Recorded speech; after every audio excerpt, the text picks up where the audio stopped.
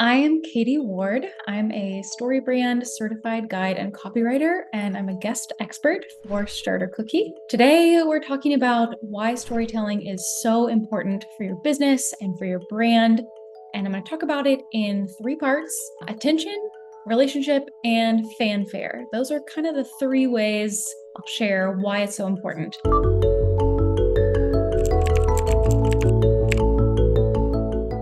So to start with, storytelling is important because of how people's attention works, how your customer's attention works. Storytelling will capture their attention. So let's start with, what do I mean by storytelling? When we think of storytelling, usually what comes to mind is novels and fairy tales and sharing personal stories around a campfire and personal anecdotes. So in the context of branding and building a business, story is not personal anecdotes. It's not the story about you and how you started your business either. That has a place in the story, but the story when it comes to your brand is the story about your customer. It's the overall brand message that you get to distill and have very, very clear, so it's easy to understand what you do and how it can help other people's lives be better. So that's what story is. As a Storybrand guide, I teach the Storybrand framework, which is a 7-part framework version of the hero's journey, which I'm sure many of you have heard of. It's the same framework that screenwriters use when writing a play or writing a movie, but just put into a simpler format where there's the hero, who's your customer. They have a problem. They meet a guide who can guide them through solving the problem, which is you, the brand. And then the guide shows them 3 steps to solve the problem, which leads them to take action and leads to success and helps them avoid failure. That's the whole story framework. And when you use this framework to make a brand message about your business, what you end up getting is a well-positioned, very clear, easy to understand story about the customer's problem being solved. Now, the reason that positioning is so important, and you'll hear positioning in the startup world and as a founder a lot, you'll hear product market fit. And really what we look for with that, obviously you have your market research, you have your different audiences and customer avatars that you're testing out or that you're honing in on. The thing about positioning correctly is that you want to pick one main problem that you solve. That's actually your positioning. It's not the who as much as it is the pain point. So you could have multiple different kinds of customers who want a few different things, but they're stopped by the same thing. Say you're a weight loss company, you can work with moms, you can work with students, you can work with people who have thyroid issues. All of them want to reach a healthy weight, and they're coming from different backgrounds. The problem maybe that you solve is that they have food allergies and inflammation. That's the problem you solve. So your positioning is, hey, if you want to balance your weight, this is the problem that we solve. The issue that happens with most companies when it comes to positioning their company is that they try to solve too many problems at once. And it's okay if you have a lot of problems you solve. What you'll find is you'll grab people's attention when you talk about one main problem. And then once you have their attention, you can tell them like, hey, our service and our product has multiple levels of benefits that solve these other problems. Or we can later in your customer journey solve these other problems. People will only pay attention if you talk about their problems and you talk about one main problem to start. So identify what that one main problem is. Don't worry. You'll be able to share with your customers how else you can help them over the relationship you have with them. But telling that story of like, hey, I see you, I know who you are, you want this thing, but you're stopped by this problem. That's your positioning. You want to make it really, really clear and concise. So that's how attention matters. Attention in a world where there is so much information coming at us all the time, our brains are really good at editing everything out that's not immediately relevant to the problems we're dealing with. So if you're trying to grab the attention of your customers and you're not talking about their problem, you won't grab their attention. So that's attention. Make sure you position your company with the one main problem that you solve. The next part is relationship. Story is essential for relationship, and relationship is essential to have a successful, lasting brand that not only attracts a transaction with a customer, but actually creates success, transformation over time. That's where you get your lifetime customer value. That's where you get people coming back. That's where you get your customers going and raving about you to their friends and family, is when you build a relationship instead of just having a transaction. So how does story play into relationship? Well, when you really talk about that problem that they have and they feel like you understand them, you can get into the emotions that they're feeling more easily. You can grab their attention and actually be respectful of solving their problem on their terms. So if you think about what makes sales pitches so icky to us, you know how like somebody will just come up to you on the street and they'd be like, hey, I'm canvassing for this thing, and let me give you a wall of information that has nothing to do with you because I don't know anything about you. And we immediately have this like, get out of my face, Where does that resistance come from? That resistance comes from, first of all, that we're all over marketed. We've all seen ads. We're all seeing and hearing and watching ads all the time. So in a place where we're like, I don't want to be sold to, I can sniff it out from a mile away. If we as a brand come to the public, come to our audience with a wall of information that doesn't have anything to do with their problem, they're going to feel really resistant. The way that sales works, in person and also online, is to build a relationship first. So we say, I get you. I get what your problem is. I understand how it feels to deal with that problem. And I'm going to give you a little bit of information at a time as I earn your attention.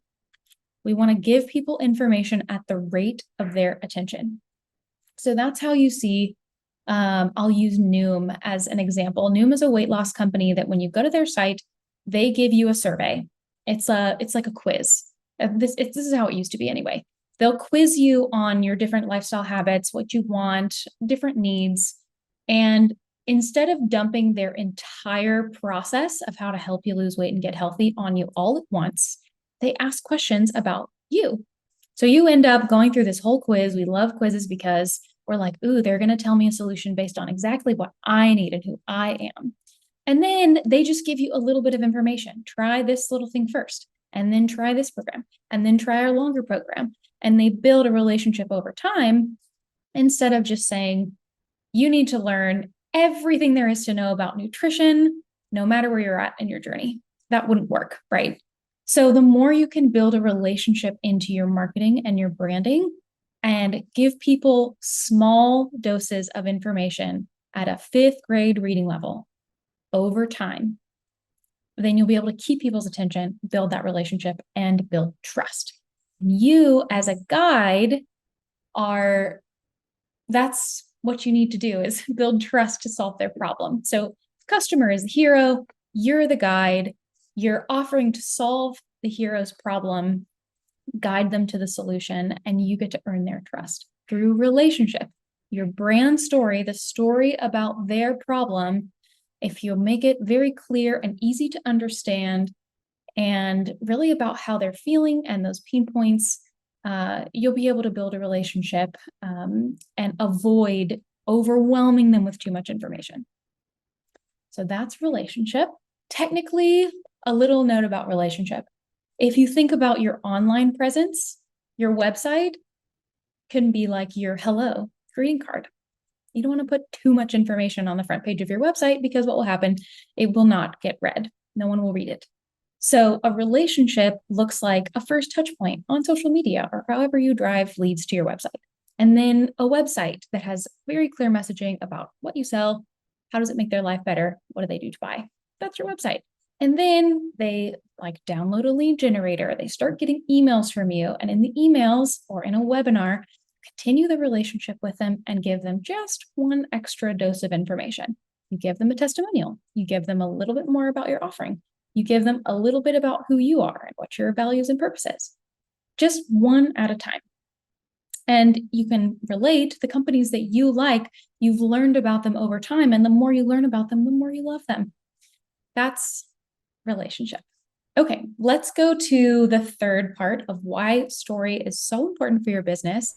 And you might notice overlap in all three of these because there is. Fanfare, which you could also say building a movement or influence or being memorable. All of those things are this category of fanfare. So really building a brand that has, we say, 1,000 loyal fans, and that's what you need to build a successful business. How do you make your brand sticky? How do you make it memorable? How do you make it easy to market? How do you make it viral? That you can do with the story about your customer and their transformation. So not only do you saying like, this is the problem that we solve, but saying, here's the before. Here's how your life was before, how you were feeling before. Here's what you thought was possible before. It shouldn't have to be this way. And then you show, here's what's possible after. If you solve this problem and we're able to help you solve this problem, this is the transformation. There's a clear after. There is success on the other side. And not only do we believe as a brand that you shouldn't have to deal with the before, but we believe there's a whole new way that your life can be. There's a whole new way that things should go. And this is where you put your flag in the ground. It shouldn't have to be this way. It should be this way. I worked with a really fun brand a couple of years ago, maybe last year. A couple of years ago, yes, 2024 now. They were a rocket launching company out of Maine, and they had sustainable biofuel, like some of the first sustainable biofuel. So cool. That's a technical brand, but still there's this flag in the ground transformation that the whole team would stay up for hours to work on. And that was, we shouldn't have to, burn our planet's precious resources to explore space. And there's a whole emotional pull to that. It shouldn't have to be this way. Instead, we should be able to, explore the reaches of outer space while preserving, our planet's resources and caring for the planet.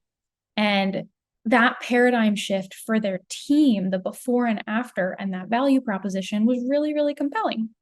And that one's on like a big space level. But on the level of personally, you see this with like Tony Robbins. His whole brand is the before and after. You shouldn't have to deal with being unhappy, unfulfilled. You should. What's possible is to be empowered, powerful, happy, fulfilled, and in control of your well-being and mindset. That's what's possible. And what do you have with these kinds of brands that give you a clear before and after is you get that movement stickiness. Not only will the customers have this whole personal paradigm shift, but the team will also buy in and be so much more excited to show up to work and to make a difference in the lives of their customers. You don't even necessarily have to be an impact-driven brand. You don't have to be in coaching or health or any of those fields to have a transformation. You can still say, even with the most mundane, you can be doing accounting, IT, taxes, any of those things where the website is usually like lots and lots and lots of text. You could still be doing that and have this, it shouldn't be this way, shouldn't be boring, it shouldn't be confusing, it shouldn't be hard to get it done and stress you out. Instead, it should be stimulating, exciting, inspiring, whatever that success is. Every single brand can have that kind of before and after flag in the ground. And that's how you create the stickiness.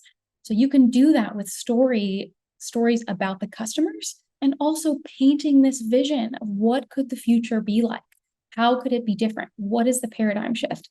That type of story fits right into your brand story when you talk about, I understand your problem. I understand that here's how it is for you right now. It could be this other way. That's how you demonstrate empathy as a guide. for your customer. And then you show authority to solve their problem by saying, here's how we've solved it in the past. Credentials, credentials, credentials, credentials. And that's all you need to build trust, is that empathy to solve the problem, show that paradigm shift and transformation, show that you can do it and your credibility, and then you've built trust, overcome objections. Some of these are basic sales psychology, but it's based on this story framework, the way that I've learned it and the way that I teach it. So those are the 3 areas as to why story is so important for your brand. Storybrand, the company Storybrand that I'm certified with, has free and inexpensive tools. So if you go to mystorybrand.com, you can make a free account, and there's a worksheet on there that has those 7 steps. Your customer, what they want, the problem, you as the guide, all the ones I described. It has videos as to what goes in each section. And then you just fill out a brand story. It's called a brand script. And that worksheet is really helpful to distill your brand message in this story format and keep it very clear and concise. There are character limits in the worksheet. So you can use that. The book, Building a Story Brand by Donald Miller, is very clarifying. It'll help you understand how marketing works, how attention works. It's an easy read. And then there's another book afterward called Marketing Made Simple that will show you how to implement this brand story into your website and a basic funnel. Very, very useful. I helped fill on those things with my clients, and you can find my site at newstorymarketing.com. That's me. Thanks so much for watching, and good luck launching your businesses, y'all. I'm so excited for you. Congratulations on starting a new venture. We'll see you soon.